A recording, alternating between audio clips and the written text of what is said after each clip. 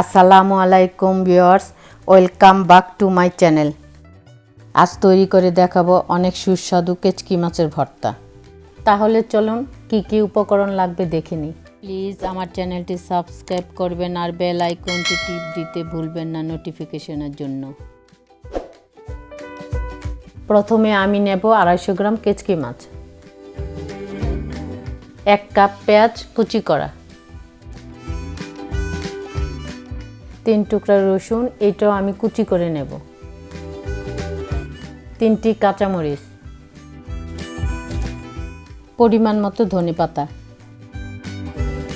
আর আধা চা চামচ লবণ। অল্প পরিমাণ মতো তেল দিয়ে ফ্রাই প্যানে পেঁয়াজ, মরিচ, রসুনগুলোকে হালকা করে ভেজে নেব।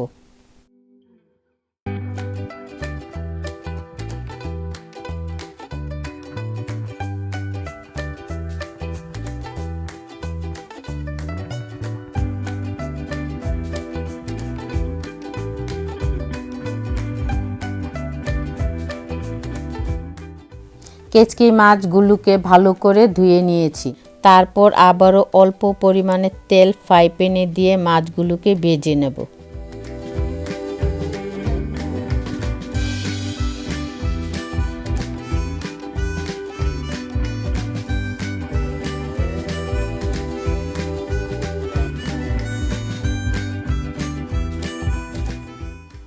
কেচকি মাছের সাথে সব উপকরণ মিশিয়ে একসাথে ব্লেন্ড করে নিয়েছি।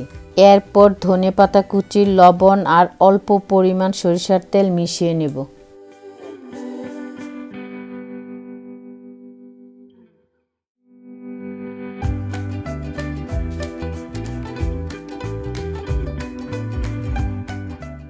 এই যে সহজভাবে তৈরি হয়ে গেল আমার 5 মিনিটে কেচকি মাছের ভর্তা।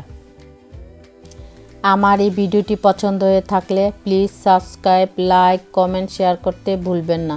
পরবর্তী ভিডিও দেখা হবে। আল্লাহ হাফেজ।